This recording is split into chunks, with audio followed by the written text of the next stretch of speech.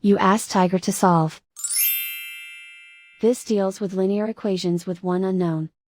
The final result is x equals -1/3. Let's solve it step by step. Group all x terms on the left side of the equation. Subtract 6x from both sides. Group like terms. Simplify the arithmetic. Group like terms. Simplify the arithmetic. Group all constants on the right side of the equation.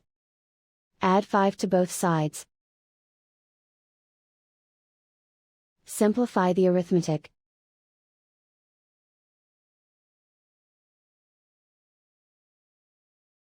Isolate the x. Divide both sides by 6. Simplify the fraction. Find the greatest common factor of the numerator and denominator. Factor out and cancel the greatest common factor. And so the final result is x equals -1/3.